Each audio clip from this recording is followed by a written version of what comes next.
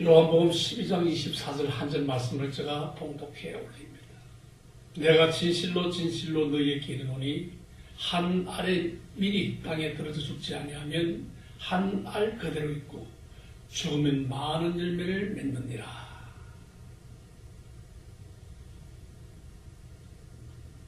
여러분, 우리가 어느 때에 십자가를 바라보지 않겠습니까?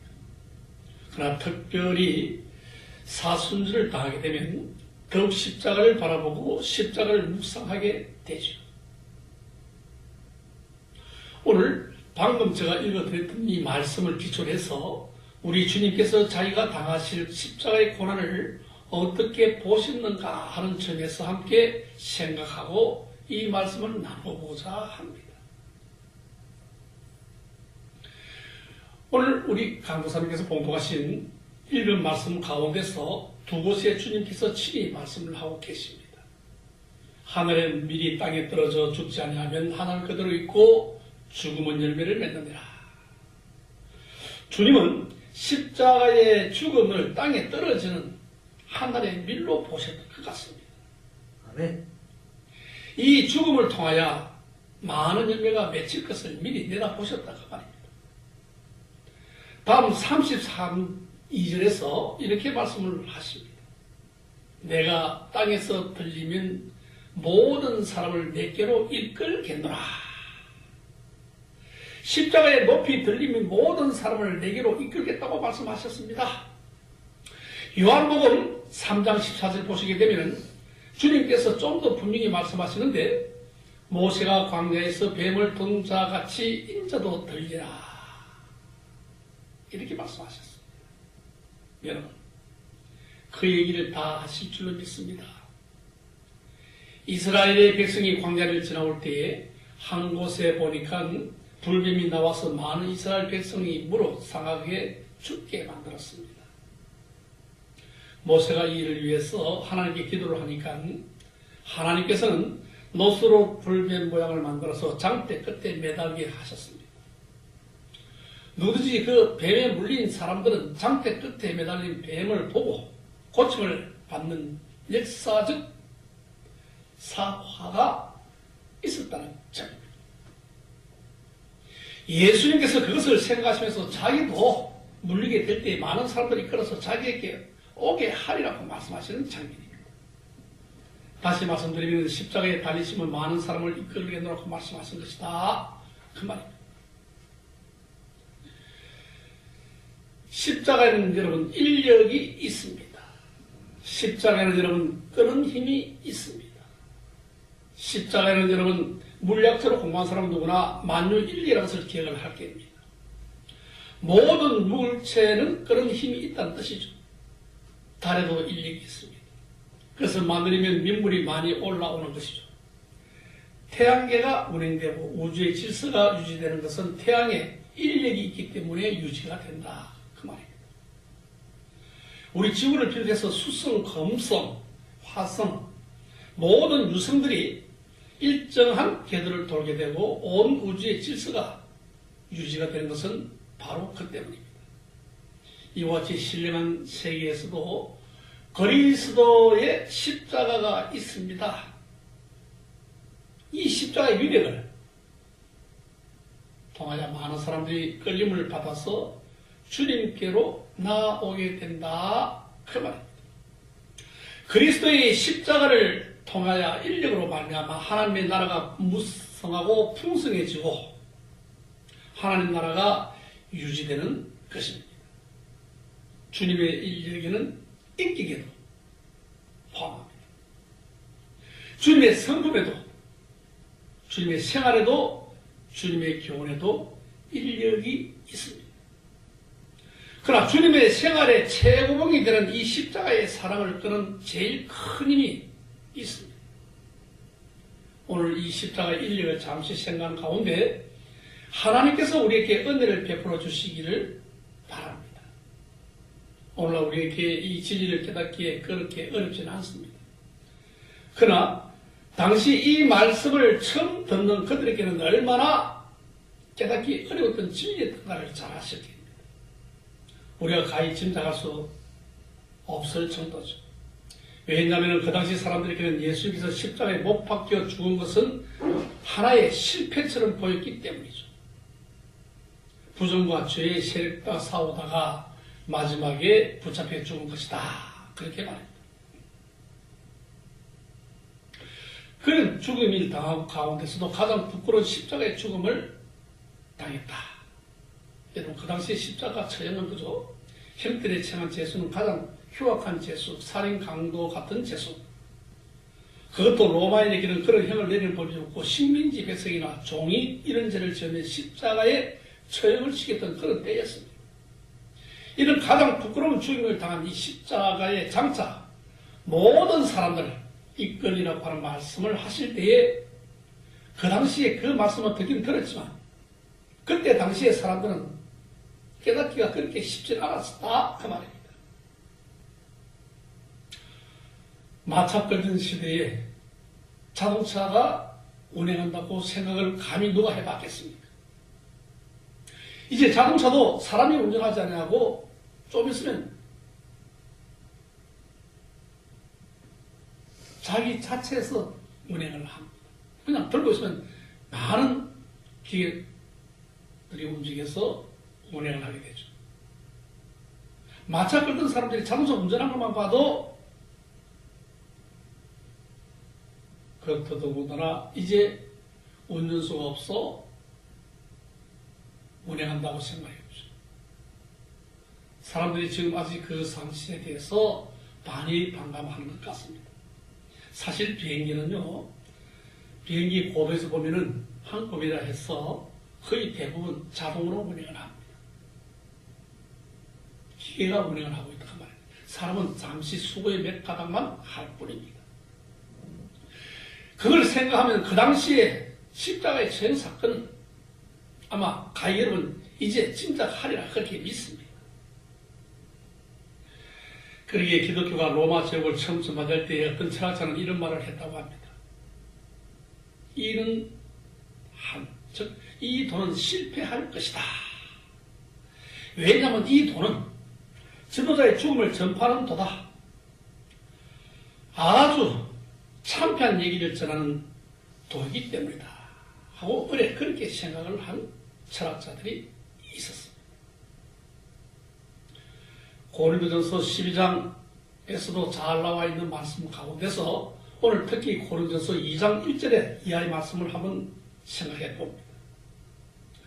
사도 바울이 그때 고린도 교인들에게 이렇게 편지를 했죠. 형제들아, 내가 너희에게 나아가 하나님의 정의를 전할 때에 말같이 이름 다운 것은 알니 하였나니 내가 너희 중에서 예수 그리스도의 그의 십자가에 못 박힌 것 외에는 아무것도 알지 아니하기로 작정하였음이니라 라고 했습니다. 사도 바울이 고린도에 가서 전파할 때에 오직 예수 그리스도의 십자가에 못 박힌 주만 전파를 했습니다.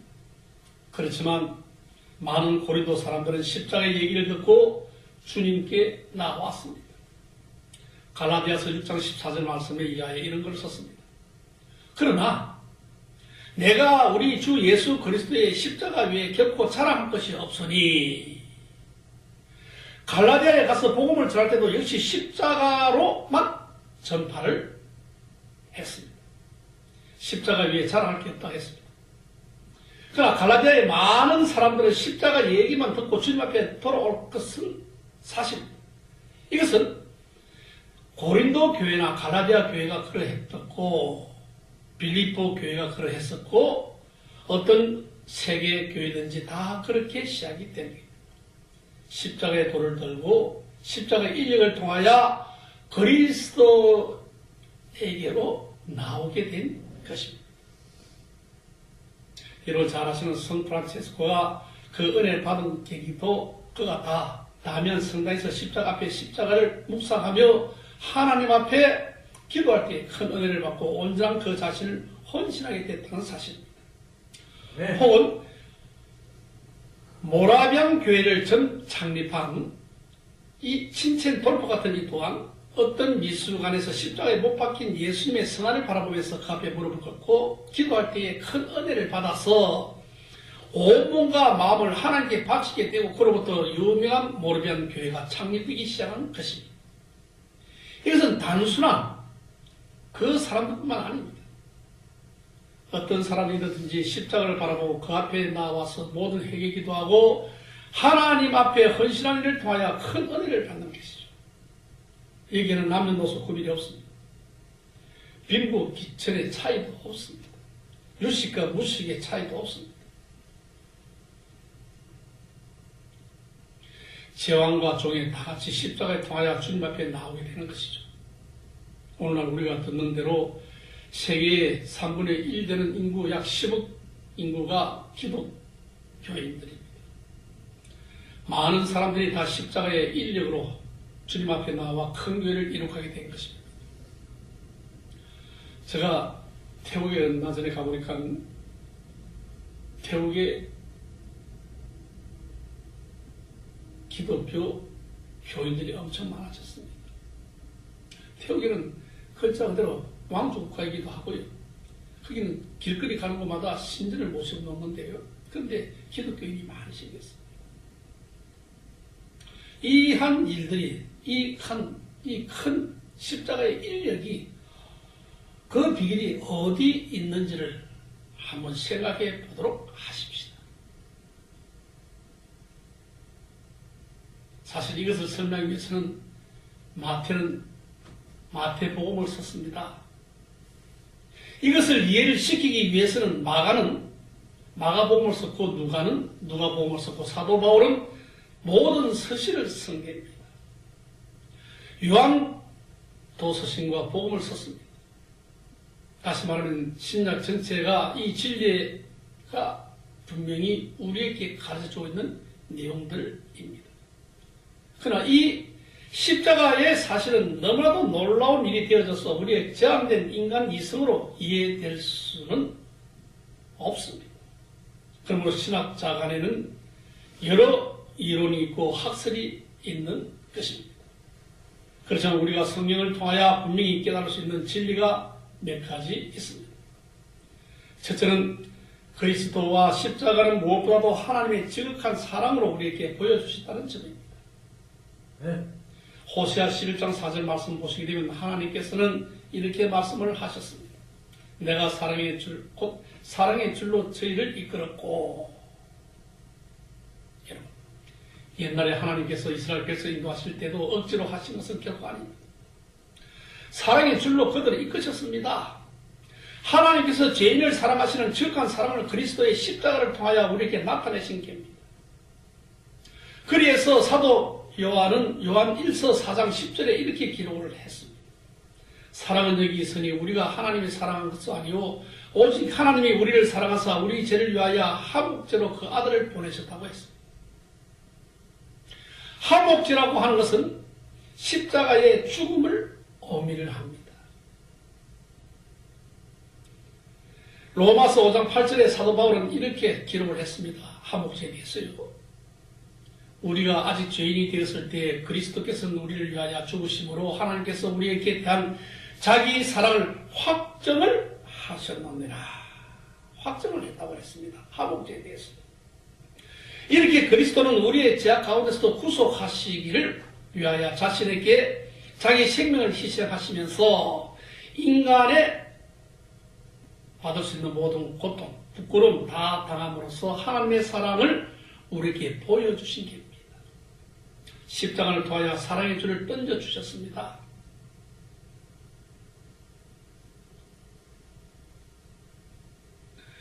우리 찬송가에 있는 말이 이런 말이 있죠. 웬만인가 나를 위하여 주 돌아가신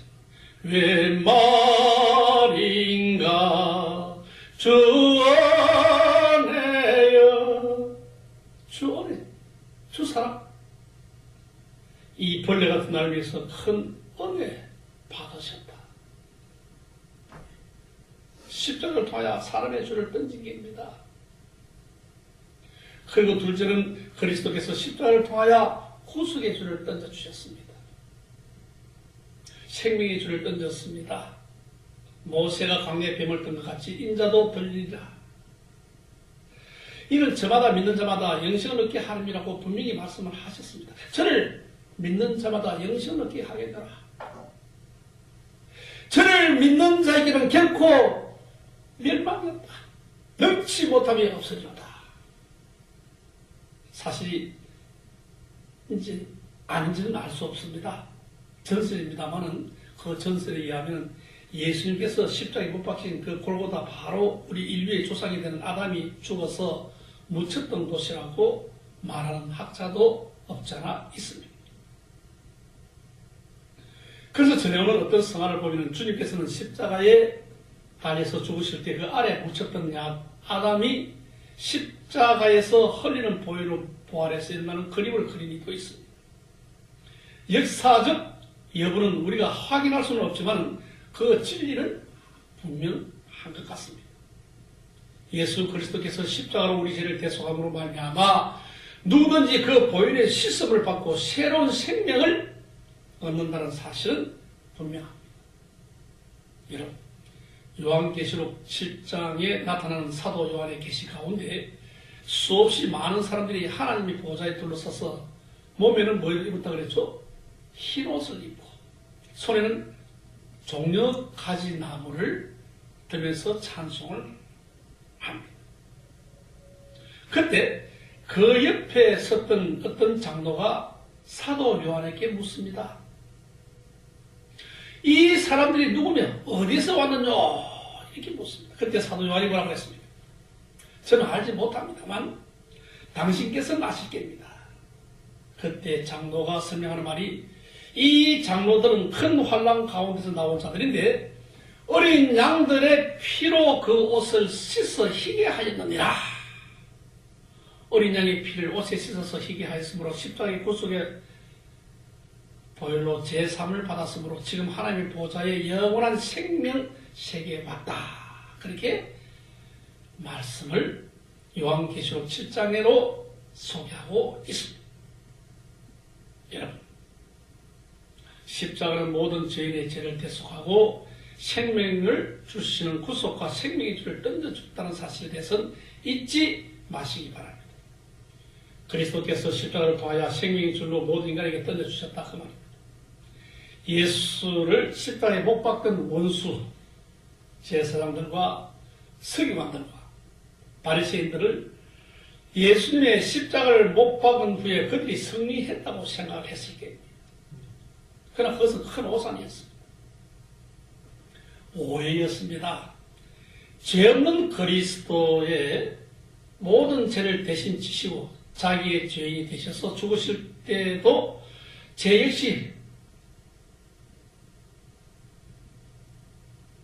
죽었습니다.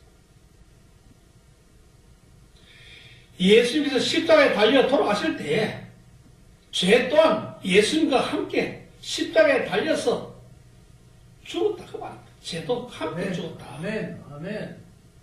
십자가의 이 승리의 줄을 우리 모든 사람에게 던져줍니다. 죄의 세력이 아무리 강하지만 십자가를 통하여 승리가 할 수 있다는 확신을 얻게 된다 그 말이죠. 아멘. 로마의 첫 기독교 황제가 된 이 코스탄틴이 자기에 대적하는 막센티오르스와 싸울 수밖에 없었죠. 로마 교에서는 이 메빌루스의 다리 근처 일전을 잊게 되었는데 전설에 의합니다.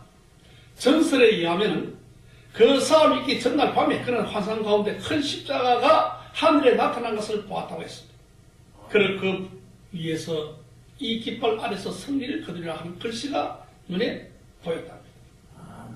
그 환상을 본 이후에 콘스탄틴은 곧 십자가를 길을 만들어서 그 길을 들고 나가 싸워서 크게 성전하고 로마의 온전한 황제가 되었고 황제가 되자 기독교를 핍박하던 것을 금하고 이 신교 자유여령을 내린 역사적 사회와 우리의 다 상식적으로 알고 있는 십자가 사건입니다. 십자가의 깃발 아래서 죄의 권세를 이길 수 있었죠. 십자가는 승리의 깃발입니다. 아멘. 셋째는 그리스도의 십자가를 통하여 전 인류에게 소망을 던져주셨습니다. 죄의 사망의 절망 속에서도 헤매는 인간들에게 소망의 줄을 던져주셨습니다. 십자가 뒤에는 반드시 부활의 아침이 오는 게입니다. 밀을 하늘의 땅에 떨어져 썩으면 반드시 많은 열매를 맺게 되는 것이 바로 이 때문입니다. 아멘. 예수님께서는 십자가를 못 박힐 때에 한동안 온 세상에 캄캄해졌지만은 항상 캄캄한 것은 아닙니다. 한 조각 검은 구름이 빛나는 태양 한때 가릴 수 있지만은 아주 다 가릴 수는 없던 것이었습니다. 반드시 정의와 사랑과 진리는 승리하고 마는 것이기 때문이죠. 네. 인간은 절망이라고 하는 그 그리스도의 십자가를 말미암아 하나님 안에서 소망이 되는 것입니다. 소망의 줄을 던져주십시오. 한 가지 더 말하신다면은, 한 가지 더한 얘기를 해드린다면은요, 아니, 한 가지 말씀을 더 전해드린다면요, 그리스도께서 십자가를 통하여 모든 인간에게 평화와 안식의 줄을 던져주셨다는 사실입니다. 아멘.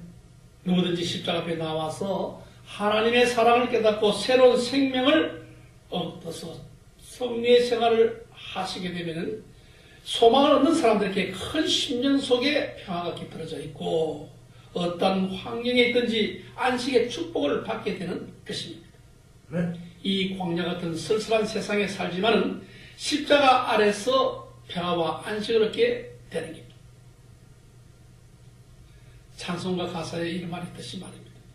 주 예수 십자가 밑에 나시기를 원하네. 저 햇빛 심이 쪼개어 또 내 짐이 무거워.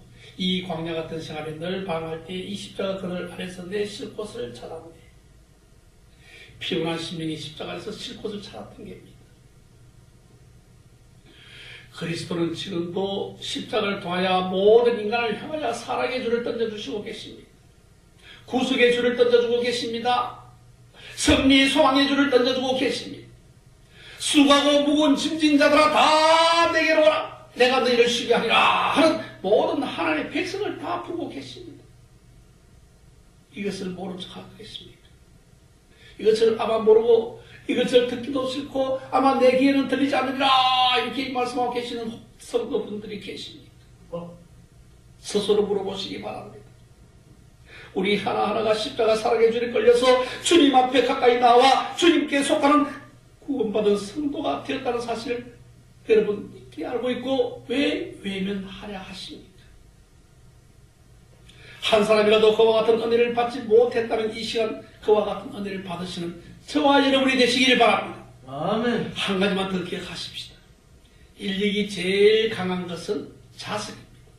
강철로 만든 자석이 바늘이 닿으면 거기에 붙습니다. 그 바늘 아래 또 다른 바늘이 닿으면 그 또한 역시 달라붙습니다. 이렇게 계속 붙는 것이 그 바늘 자체가 자석이 되었기 때문에 붙는 겁니다.